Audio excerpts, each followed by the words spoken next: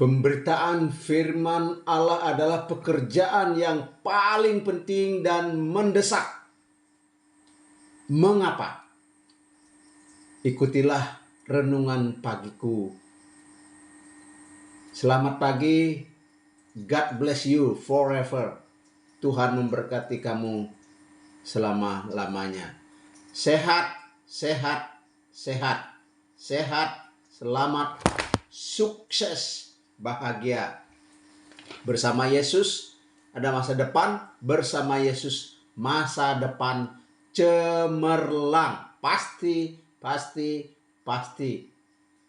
Bersama Pendeta Najarudin mengasihi dan memberkati saudara sekalian. Pada episode yang lalu, firman Tuhan harus diberitakan karena firman Allah itu penting.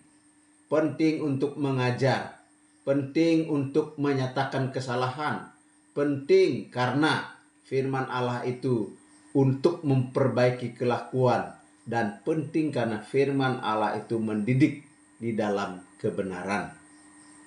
Lalu yang berikutnya, firman Allah harus diberitakan karena ada penghakiman. Tuhan akan meminta pertanggungjawaban kepada kehidupan manusia, dan manusia harus mempertanggungjawabkan kehidupannya kepada Allah. 2 Timotius pasal 4 ayat 1, di hadapan Allah yang akan menghakimi orang yang hidup dan yang mati. Demikian kata firman Tuhan. Beritakanlah firman Allah. Siap sedialah, baik atau tidak baik waktunya. Itu di dalam ayat 2. Karena akan datang waktunya, orang tidak lagi dapat menerima ajaran sehat, tetapi mereka akan mengumpulkan guru-guru menurut kehendaknya untuk memuaskan keinginan telinganya. Mereka akan memalingkan telinganya dari kebenaran dan membukanya bagi dongeng. Tetapi kuasailah dirimu dalam segala hal. Sabarlah menderita, lakukanlah pekerjaan pemberita Injil dan tunaikanlah tugas pelayananmu. Saudara-saudaraku yang saya kasih di dalam Tuhan, beritakanlah firman Allah. Firman Allah harus diberitakan kepada setiap orang, di mana saja, kapan saja, dengan cara apa saja. Mengapa? Karena firman Allah penting, ada manfaatnya. Akan ada penghakiman dan akan ada waktu di mana orang tidak akan mendengar pengajaran yang benar, tetapi mengumpulkan guru-guru palsu, mengumpulkan guru-guru yang di luar Tuhan untuk mendengarkan mereka.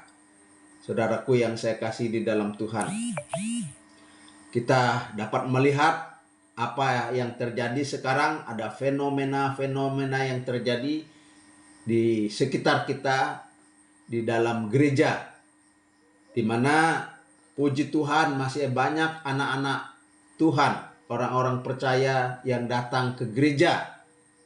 Sebagian yang datang ke gereja itu mereka mau datang mendengar firman Allah. Mereka matikan HP-nya, lalu duduk dengar, diam.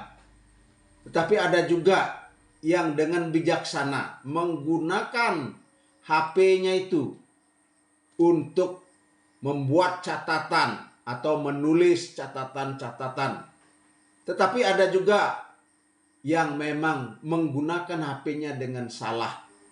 Di dalam gereja pun mereka WA, mereka mungkin kakak kikik, atau mereka melakukan sesuatu yang tidak berkenan kepada Tuhan. Semoga saudara tidak demikian. Jika saudara seorang Kristen yang mengasihi Tuhan, saudara akan datang, duduk, mendengar, menyanyi, dan aktif melakukan kegiatan ibadah itu. Tidak aktif sendirian, tidak aktif dengan HP-nya, tetapi aktif mendengarkan firman Tuhan. Kalaupun ada HP, Android di tangannya, dia akan menggunakannya dengan tepat. Dia akan mencatat khotbah Pak Pendetanya, atau merekam, atau membuat sesuatu supaya nanti dia baca, dia ulangi lagi. Saudaraku yang saya kasih di dalam Tuhan, orang Kristen zaman now memang harus mengikuti apa yang ada di dalam dunia ini. Kalau tidak mengikuti, akan ketinggalan. Kita menggunakan teknologi, Alkitab elektronik, kita menggunakan teknologi di dalam ibadah luar biasa, dan kita menggunakan teknologi dengan adanya HP di tangan kita. Jangan sampai HP yang di tangan kita itu bukannya menjauhkan kita dari Tuhan, harusnya mendekatkan kita dengan Tuhan, di mana kita menggunakan HP untuk memilih dan menggunakan fitur ataupun situs-situs yang baik, channel-channel yang baik untuk kita dikuatkan. Sebab ada banyak di dalam TikTok, YouTube, ataupun channel-channel yang lain membawa kita kepada Tuhan. Ada nyanyian-nyanyian rohani, ada firman Tuhan yang diberitakan, ada kesaksian-kesaksian. Namun juga di balik itu ada banyak hal yang tidak baik yang disaksikan, ada banyak pengaruh-pengaruh yang buruk juga, tetapi tinggal sikap mental kita untuk menghadapi atau untuk menggunakan atau untuk memilah apa yang disajikan di YouTube, di TikTok, dan lain sebagainya.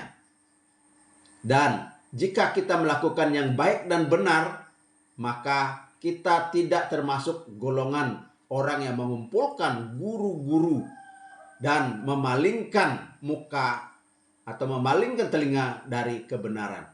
Tapi kita tetap memilih, tetap berada pada koridor.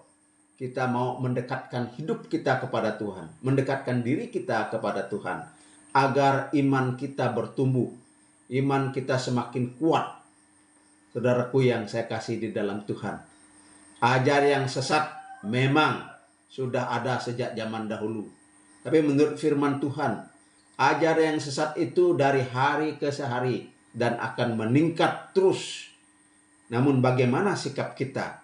Tidak usah kita mengeluh, tidak usah kita terlalu mempersalahkan. Memang itu sudah di dalam nubuat. Yang harus kita buat adalah orang-orang percaya harus gemar bersaksi, harus gemar menyampaikan firman Tuhan, harus gemar menyanyikan puji-pujian kepada Tuhan, bahkan mengarang lagu, menyanyikan pujian kepada Tuhan, agar firman Allah terus diberitakan. Ingat ya, mengapa firman Allah harus terus kita beritakan? Karena firman Allah itu penting, berguna bagi kehidupan kita. Karena akan ada penghakiman, baik orang Kristen, baik orang Israel, baik seluruh umat manusia akan dihakimi oleh Tuhan Allah. Dan ingat bahwa akan ada penyesat, ada guru-guru palsu yang pergi ke seluruh dunia melalui baik itu YouTube, TikTok, dan lain sebagainya. Tapi biarlah, karena itu adalah bagian daripada penggunaan teknologi.